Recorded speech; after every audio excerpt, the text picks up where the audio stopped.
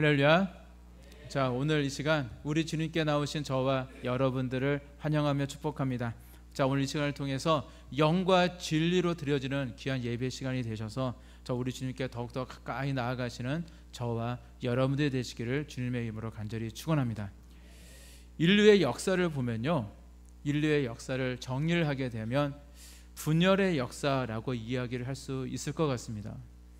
인류의 역사를 보면 두 나라가 자발적으로 하나가 되거나 아니면 여러 나라가 서로 의기투합해서 하나의 나라로 이루어졌던 역사는 사실 없고요, 서로가 정말로 빼앗아서 자기 것이 있는 줄 빼고 남의 것을 다 빼앗아서 크게 만들려고 하고요, 다들 왕이 되고 싶어하고 1인자가 되고 싶어서 갈라지고 분열되어서 새로운 나라를 만들고 등등 계속 분열을 거듭하면서 지금까지의 역사가 흘러왔습니다. 그런데 이것은요, 우리 인간의 속성인 것 같아요. 오늘날 우리 가까운 정치만 봐도 사실 그렇잖아요. 어느 당이든 이야기를 한 것을 보게 되어지면 다들 하나가 되기를 꿈꾼다라고 이야기를 합니다. 다들 하나를 이야기를 해요. 그런데 정작 자신의 이권을 포기하고 하나가 되려고 하는 사람은 없습니다. 종종 이제 대선 때가 되면 이제 겉으로 보기에는 하나가 되는 경우도 있긴 하지만 사실 이것도요, 철저하게 다 자신의 그 이익 때문에 계획되어진 그런 모습들인 것입니다. 그래서 이 둘이 하나가 되는 거요, 우리 인생의 경험으로 볼 때는 절대 할 수 없는 일처럼 보입니다. 바로 우리가 살고 있는 이 땅, 사실 우리 대한민국만 봐도 사실 그렇잖아요. 우리 대한민국은 전 세계에서 유일하게 분단되어지는 나라이기도 합니다. 근데 남과 북은 때로는 평화의 바람이 조성이 되는 듯 해도요, 조그만 자신의 이권의 문제만 조금만 생겨도요, 언제 그랬냐 듯이 이제 틀어져 버리고 그 서로의 관계가 바로 냉랭해지는 것들을 우리는 수없이 경험하며 우리는 살아왔습니다. 하나가 될 것 같고 금방이라도 통일이 될 것 같은 분위기가 무르익는 것 같아도요, 어떤 사건 하나가 딱 생기게 되어지면 옳지 잘됐다라는 듯이 마치 그런 것처럼 그것을 핑계로 또 갈라지고 서로 으르렁거리는 그런 모습을 보면서 이렇게 둘이 서로 하나가 되는 것, 그것은 참으로 힘들고 어렵다라는 사실을 많이 느끼게 되어집니다. 사실 오늘 읽으신 성경 본문의 상황은 어쩌면 우리나라의 모습과 많이 흡사한 모습이 있습니다. 우리 대한민국이 전 세계에서 유일한 분단 국가라서 이 남과 북이 서로 갈라져 있는 것처럼 그 이스라엘은요, 오랜 세월 동안 북이스라엘과 남유다로 서로 이제 갈라져 있었고 서로가 하나가 되지 못하고 서로가 정말로 잡아먹으려고 정말로 언제나 이렇게 으르렁거리면서 오랜 세월 동안 분열되어 있던 상황이었습니다. 그런데 오늘 본문의 상황은요, 우리 대한민국보다 훨씬 더 안 좋은 상황이었습니다. 오늘 읽으신 성경 본문의 상황을 보게 되어지면 북이스라엘은요, 이미 오래전에 멸망해버린 상황입니다. 북이스라엘 백성들은요, 이미 뿔뿔이 흩어졌고요, 그리고 그 민족성마저 다 잃어버린 지가 오래입니다. 이제 남유다 사람들만 남아있는 상황이었는데 오늘 본문의 상황도 보게 되어지면요, 이 남유다마저도 바벨론에게 멸망을 당하고 말았고요, 오늘 본문에 등장하고 있는 이 에스겔 선지자도요, 바벨론으로 끌려갔던 포로 중에 한 명이었습니다. 이렇게 남과 북이 다 멸망을 당한 상황 속에서 남유다 사람들은요, 그럭저럭 민족성은 간신히 유지를 하고 있었지만 사실 이것도 위태로웠고요, 아무런 소망도 없는 상황 속에서 나라 잃은 서름을 아는 채 살아가고 있는 상황이었습니다. 그런 상황 속에서 하나님은 에스겔을 만나 주십니다. 그리고 에스겔을 선지자로 세우시고 에스겔에게 큰 언약을 해주시며 이 사실을 백성들에게 전하라 라고 말씀하셨습니다.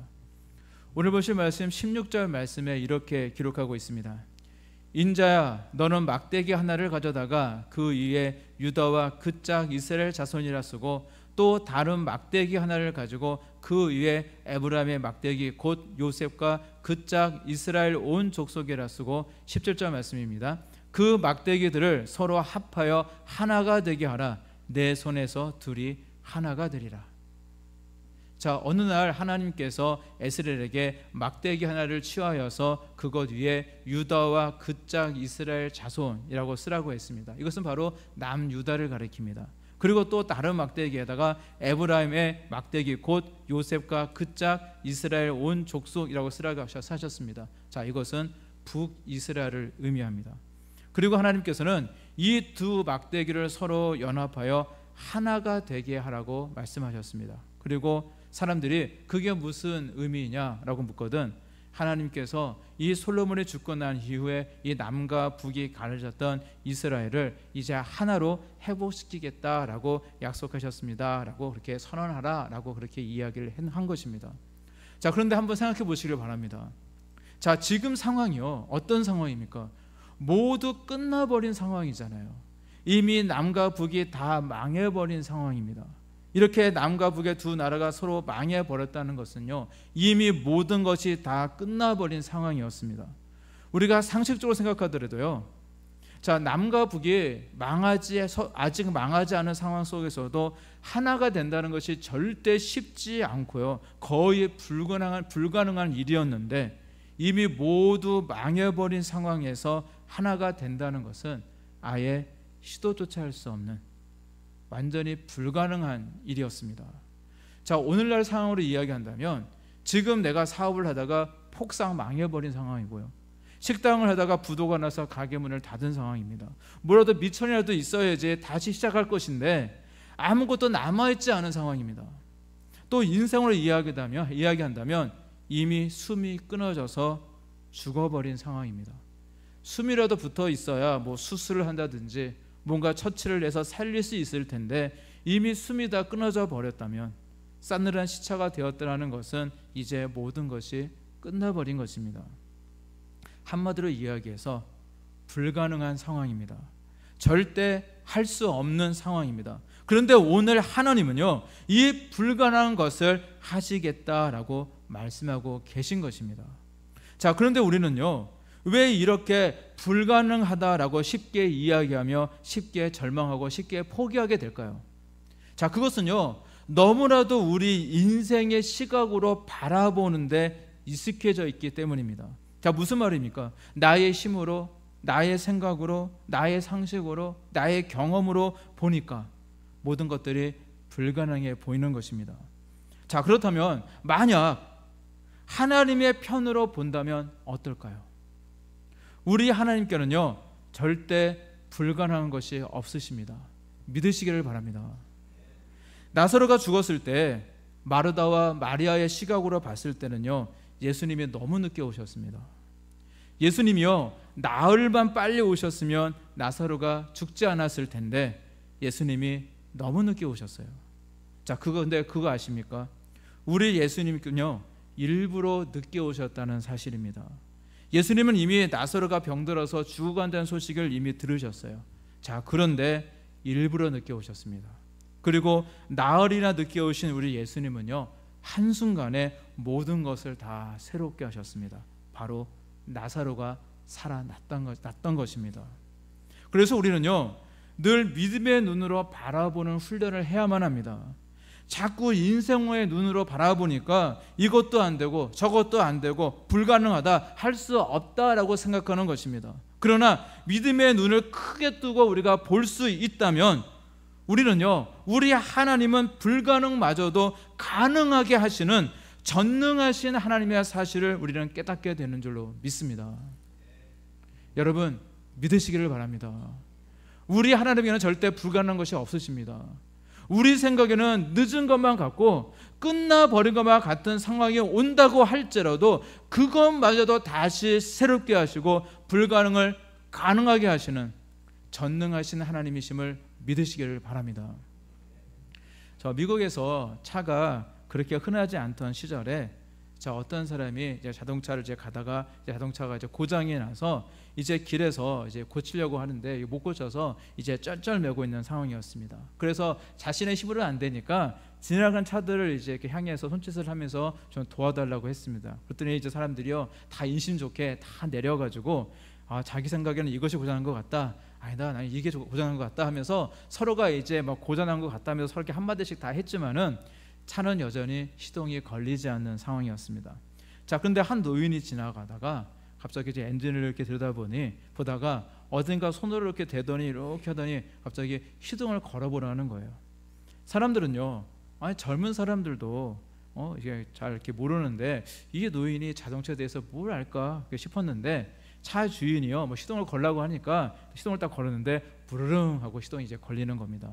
자, 이 차 주인은요 너무 놀라서 할아버지 고맙습니다. 근데 할아버지는 차에 대해서 어떻게 그렇게 잘 아세요? 라고 이야기를 하니까 그 노인이 예, 저는 헨리 포드입니다 라고 했던 그런 유명한 예어가 있습니다. 헨리 포드가 누구입니까? 바로 그 자동차를 만든 사람입니다. 아무리 훌륭한 정비사가 있다고 할지라도 그 차를 만든 헨리 포드보다 그 차에 대해서 더 잘 아는 사람은 없는 거겠죠. 여러분, 우리를 창조하신 우리 하나님을 바라보시기를 바랍니다. 나의 생각으로는 도저히 불가능한 상황이라고 할지라도 우리를 창조하신 우리 하나님은 그 누구보다도 우리를 잘 알고 계시고요, 우리의 작은 문제까지 내가 나를 아는 것보다 더 세세하게 잘 아시는 분이 바로 우리 아버지 하나님이다라는 사실입니다. 따라서 우리의 인생의 문제들이요, 그거 해결하겠다고 정말로 머리 싸매고 끙끙대면서 잠 못 자고 그러지 마시고 다 하나님께 맡겨버리시기를 바랍니다. 오늘 교회에 오실 때 이제 인생의 문제라고 하는 아마 짐을 한 보따리를 싸가지고 오신 분들이 많이 계실 거예요. 그렇다면 가실 때 그거 다시 이렇게 싸가지고 가지 마시고 이 시간 우리 하나님께 다 맡겨버리고 가시기를 바랍니다. 정말로 서로 다른 두 막대기가 온전히 하나가 되는 것 같이 불가능해 보는 그런 상황을 할지라도 우리 하나님의 손에 불들리면 모든 것이 가능하게 된다는 사실을 믿으시기를 바랍니다. 그래서 이 시간 기도 가운데 응답받고 이 예배 가운데 문제 해결함 받고 우리 가뿐한 마음으로 즐거운 마음으로 집으로 돌아가시는 저와 여러분들이 되시기를 간절히 바랍니다. 자, 과거에 이 전화기가 막 나왔을 때 그 전화 교환수가 있었습니다. 저도 이제 신학교 시절에 제가 군대 가기 전에 이제 기숙사 생활을 할 때 이제 군대 갔다 오니까 그게 없어졌는데 군대 가기 전에 그 기숙사 안에 그 전화 교환하는 아르바이트가 있었습니다. 그 당시에는 핸드폰도 없고 이제 인터넷도 없던 이제 시절이어서 이제 모든 게 다 아날로그 방식이었고 또 기숙사 방마다 전화기가 다 한 대씩 있었어요. 그래서 이제 그 전화기를 연결해주는 이제 교환하는 이제 아르바이트가 있었는데 그때 제 친구 중에서 그 전화 그 교환 아르바이트라는 친구가 있었는데 그 친구가 가끔씩 이제 자기가 부득불 이제 못하게 되니까 저한테 이제 부탁을 할 때가 있었습니다. 그러면 저는 그 대신 이 전화 교환수 역할을 이제 하곤 했었습니다. 자, 누가 기숙사를 전화를 하면요, 전화를 걸면 전화가 이제 옵니다. 자, 그러면은 제가 이제 전화를 받으면서 이제 네, 감리교 신학교 기숙사입니다라고 이렇게 대답을 해요. 그러면 이제 얘기를 해서 몇 호실에 연결해 드릴까요? 그러면 물으면 몇 호실이다라고 이야기를 합니다. 그러면은 그 옆에 보면 전화 잭이 있어요. 마치 이제 그 앰프랑 뭐 기타 같은 연결할 때 5.5 이제 그 케이블이라고 하는데 그거를 이제 연결하는 것처럼 그런 잭이 있는데 그러면 이제 그것을 빼서 이제 해당 그 방에다가 연결하고 이제 신호를 주는 이렇게 버튼이 있거든요. 버튼을 딱 누르면요, 저는 수화기를 들고 있죠. 그 상태에서 딱 버튼을 누르면은 신호가 갑니다. 그래서 그 전화를 받으면 이제 제가 그러면 이제 저는 임무를 완수했으니까 이제 제 수화기를 내려놓고요.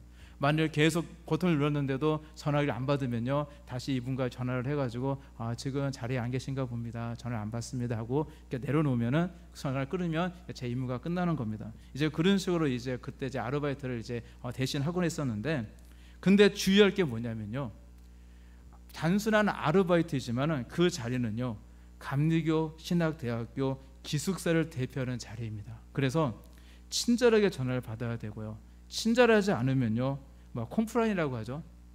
막 불만이 막 들어오기도 합니다. 실제로 어느 선배가요, 그 아르바이트를 하다가 그 전화를 건 사람한테 아주 안 좋은 소리를 듣는 것을 제가 본 적도 있습니다.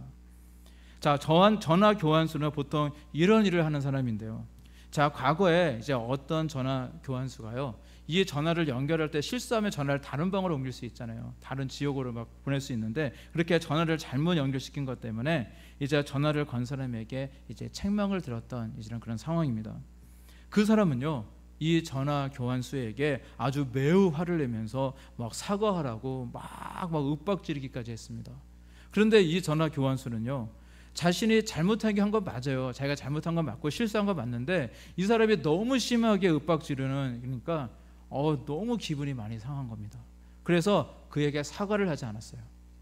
옆에 있는 동료들이요, 그냥 꼭 참고 좀 사과를 해라 라고 달래보았지만 그녀는요, 나 사과할 바에는 나 죽어버릴 거야 하면서 이제 절대 사과하지 않고 정말 그 화가 가라앉히지 않아서 계속 씩씩거리면서 있었어요.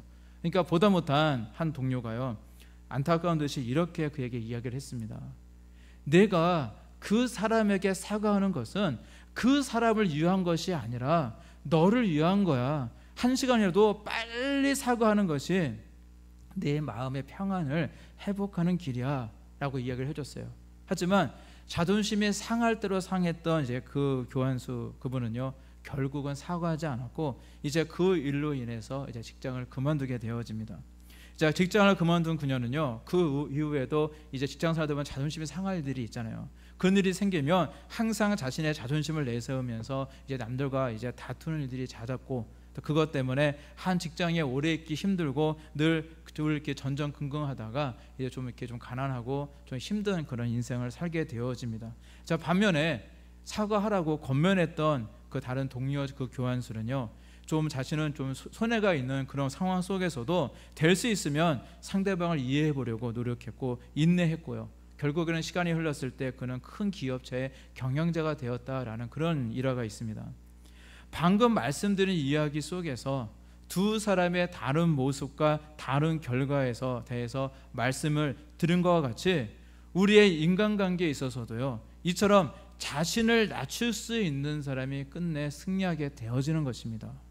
당시에는 조금 손해보는 것 같고, 당시에는 내가 저 사람보다 내가 못한 것이 없는 것 같은데 뭔가 저 사람보다 내가 못한 것 같고 억울한 생각이 들어도 우리는 늘 내 자신을 낮출 수 있어야 됩니다. 그래야 어디에서나 쓰임받는 큰 사람이 될 수가 있는 것입니다.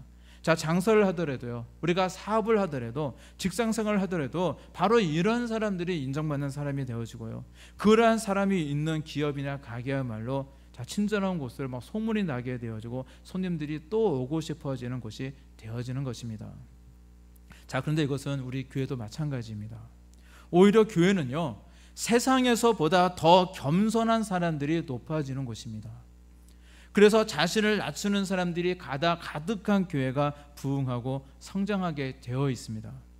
누군가 새로 이제 교회를 찾아왔을 때 모든 성도들이 친절하고 겸손하고 따뜻하게 맞아주게 되어지면요, 그 새신자도 쉽게 적응하게 되어지고요, 또 오고 싶어지게 되는 것이거든요. 그리고 사람들의 입을 통해서 좋은 교회다라는 그런 소문이 나게 되어 있습니다. 어느 그 부흥하는 교회 이야기들을 제가 들은 적이 있는데, 그 교회 담임 목사님과 이게 성도들의 철칙이 뭐냐면 한 가지가 있다고 그래요. 뭐냐면 처음에 새로 교회를 찾아오시는 그런 새 신자가 이제 있다고 가정했을 때 그런 분을 딱 발견하게 되어지면 담임 목사님은 물론 모든 교인들이 다 가서 악수를 청하고 인사를 하는 것이 철칙이라고 합니다. 자, 그 교회에서도요, 새 신자가 오면요, 처음에 많이 낯설잖아요. 새로 교회 등록하신 분도 낯설어 하시고, 또 기존의 교인들도 처음 보니까 낯설어서 쭈삣쭈삣하는 경향들이 분명히 있어요. 그런데 이렇게 처음에 낯을 가리는 것은 사실 당연한 일입니다. 사실 저도요, 보면은 저도 되게 내성적이거든요. 저는 뼛속까지 내성적인 사람이에요. 그래서 교회에서뿐만 아니라 다른 곳에 가도요, 그 쭈삣쭈삣하는 그런 경향이 사실 많이 있습니다. 제가 운동을 가든 아니면 다른 데서 사람을 만나든 하면은 제가 아는 사람들도 제가 좀 쭈삣쭈삣하면서 그런 경향이 좀 있는데, 낯을 사실 굉장히 많이 가리거든요. 그런데 교회에서는 달라야 합니다. 쭈삣쭈삣하려고 하는 내 자신을 우리는 이겨내야 합니다. 왜냐하면 교회는요, 바로 사명이 있는 것이거든요. 내가 조금 피곤한 것, 내가 조금 낯을 가리는 것, 사회에서 갖고 있는 내 위치, 체면, 그런 것은요, 우리 하나님 앞에서는 별로 중요한 것이 아닙니다. 하여간 그 교회 목사님과 성도들은요, 뭐 나이가 많고 적고 직분이 뭐 무엇이든 간에 새신자를 만나면요, 그 사람마다 정말 다 고개를 숙이면서 막 반갑다 그러면서 따뜻하게 인사를 나누는 훈련을 했다고 그래요. 그만큼 관심을 갖는다는 거죠. 내가 누구네, 내가 교회에서 직분이 무엇이네, 내가 어느 회사 뭐 회장이네, 뭐 내가 대학 교수네, 뭐 그런 거 절대 내세우지 않고요, 좀 낯을 가리고 싶어도 좀 숨고 싶고 수줍어하는 내 자신을 이겨내면서 교회 안에서 다 함께 한 형제와 자매로서 따뜻함을 나눈다는 것입니다. 그리고 그것이 그 교회의 부흥의 원동력이 되었다는 그 이야기를 들은 적이 있습니다. 그렇다면 여러분, 우리 도우리교회는 어떠한 모습을 가져야겠습니까? 앞으로도 우리 도우리교회 수많은 새신자들을 하나님께서 많이 보내주실 것인데 늘 겸손히 섬기시기를 바랍니다. 친절하시기를 바랍니다. 우리 예수님도 우리를 위해 낮아지시고 또 낮아지셨는데, 우리가 정말로 예수님을 닮기를 소망하는 저와 여러분들의 모습이라면 우리야말로 더 낮아지는 것은 당연한 일일 것입니다. 혹여 내 자신이 쭈삣쭈삣 거리고 있다면, 내가 아직 덜 낮아졌구나, 내가 덜 섬기고 있는 것이구나 라는 생각을 가지시고 정말 내 자신, 정말로 하기 싫은 내 자신마저도 이겨내시면서 낮아질 때 우리는요, 하나님께서 우리에게 어떠한 사명을 맡기시든 우리는 그 모든 사명을 능히 잘 감당할 수 있게 되어준 줄로 믿습니다. 마태복음 20장 28절 말씀에 이렇게 기록하고 있습니다. 인자가 온 것은 섬김을 받으려 함이 아니라 도리어 섬기려 하고 자기 목숨을 많은 사람의 대속물로 주려 함이니라 말씀하고 있어요. 우리 예수님께서는 본래 하나님이신데 자신을 낮추사 낮고 천한 세상에, 그것도 마국간의 그 구유에서 태어나셨고요, 우리를 위해 더 낮아지셔서 강도나 정치범들이나 받을 만한 수치스러운 십자가를 지시고 모든 피와 물을 다 쏟으시고 죽어주셨습니다. 그런데 하나님이 이렇게 성육신이 되셔서 이 땅에 오신 사건은요, 과거 2000년 전에 어느 날 이 팔레스틴 땅 어딘가에서 일어났던 나와 상관없는 그저 옛날 옛적 이야기가 절대 아니라는 것입니다.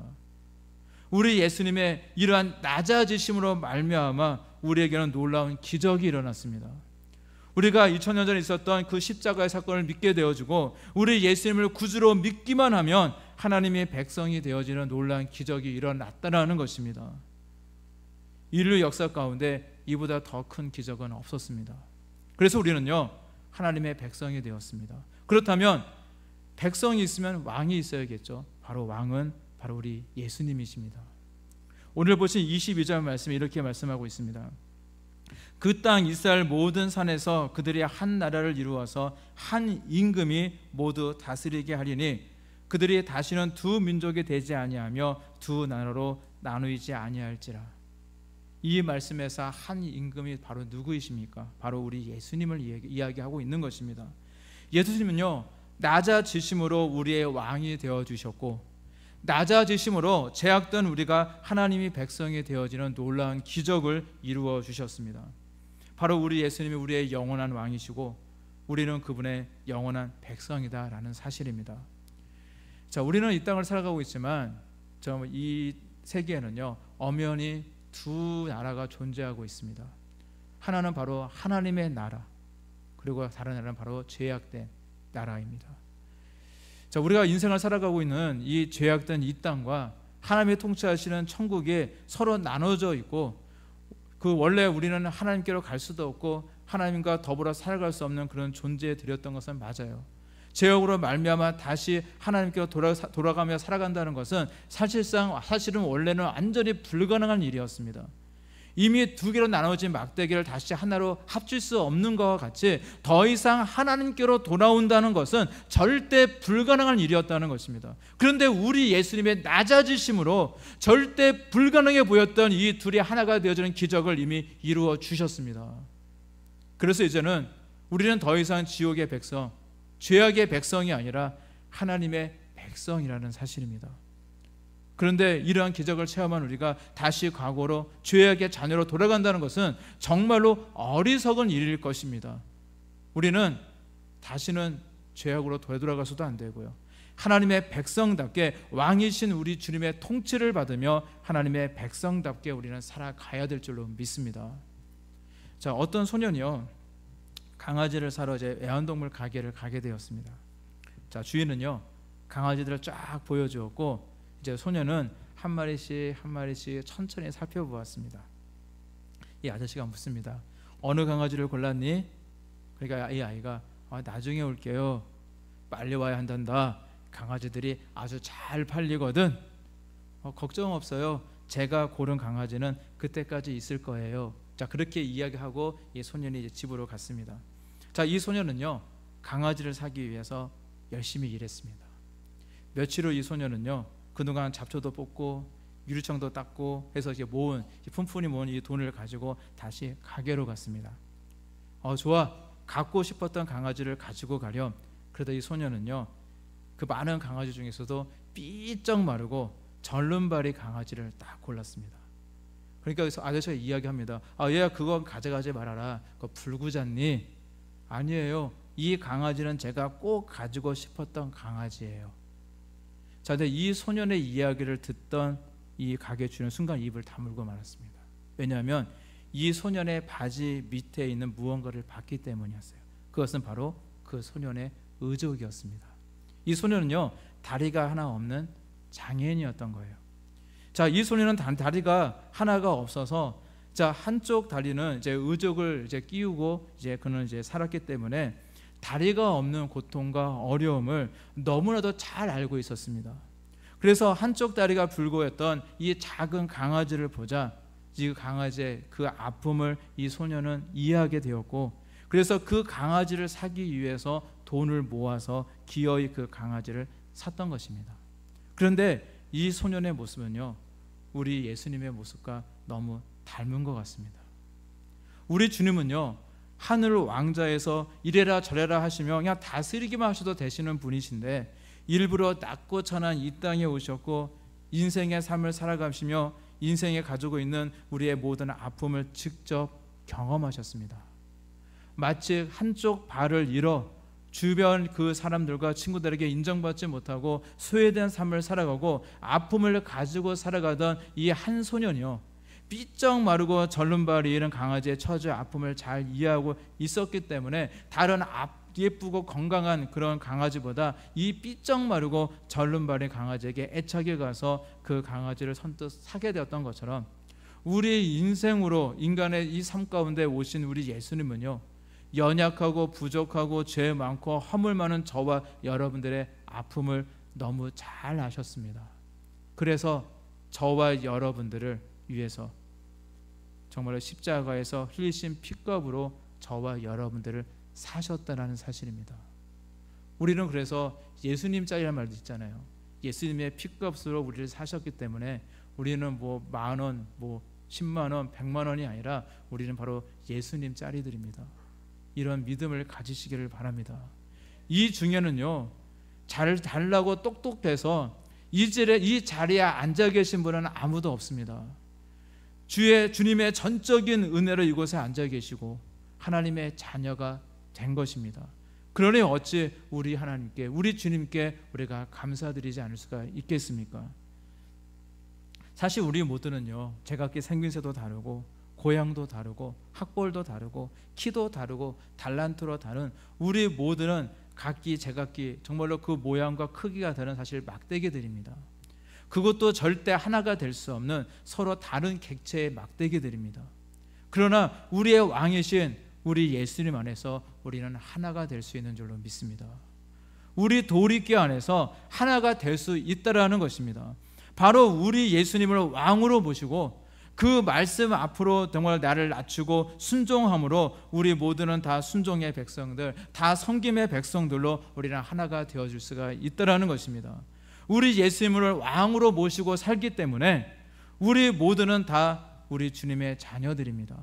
생김새는 좀 다를 수 있지만 우리 예수님을 섬기는 하나님의 백성으로서 우리는 하나가 되어지는 것입니다. 자, 무관심이 판치는 오늘날 정말 서로 편 나누기를 좋아하고 그 중에서도 항상 막 1인자가 되고 싶어하고 왕이 되고 싶어하다가 정말로 서로 하나가 되지 못하는 오늘날에 자, 우리들이 가지고 될 성품이 바로 예수님의 성품입니다. 우리 예수님처럼 나의 마음을 낮추어야 됩니다.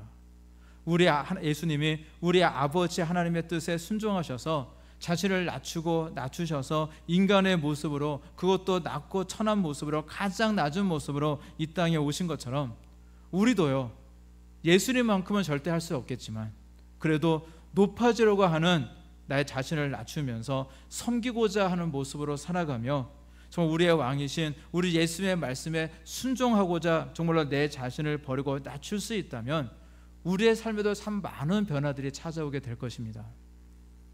그러면요, 이전에는 보지 못했던 옆 사람의 아픔을 느낄 수 있게 되어집니다. 그래서 그를 위해서 우리는 기도할 수밖에 없습니다. 그전에는 남들이나 하는 일이라고 여겨졌던 섬김과 봉사의 그 일들이요, 이제는 바로 나의 일이 되어집니다. 이전에는 나의 꿈을 위해서 살아가던 내가, 나의 명예, 나의 출세를 위해서 살아가던 내가 이제는 하나님의 꿈이 나의 꿈이 되어지고 하나님의 꿈을 위해 살아가는 존재가 되어진다는 겁니다. 바로 사명자가 된다는 이야기입니다. 이처럼 우리 예수님처럼 나를 낮출 수 있을 때 우리는 주님 안에서 서로 하나가 될 수 있고, 우리는 서로를 진심으로 대하며 기도할 수 있고 그 기도에 능력이 나타나게 되는 줄로 믿습니다. 그리고 우리가 낮아질 때 우리 하나님은 우리를 높여주십니다. 이런 비밀이 있어요. 나는 낮아지면 나를 통해 하나님께서 영광 받으시고 우리 하나님께서 나를 높여주신다는 사실입니다. 우리가 낮아질 때 우리 하나님의 도우심의 역사가 있습니다. 그리고 하나님의 도와주신다는 것은 바로 우리의 삶이 기적이 되어지는 것입니다. 자, 이 사실을 믿으시고 늘 겸손히 무릎으로 서로를 섬기며 또 늘 우리 주님의 말씀에 따라 순종의 모습으로 나아가셔서 정말로 불가능까지도 가능케 하시는 놀라운 하나님의 역사를 경험하시고 그 역사를 늘 증거하며 살아가시는 저와 여러분들이 되시기를 우리 주님의 이름으로 간절히 축원합니다. 기도하시겠습니다.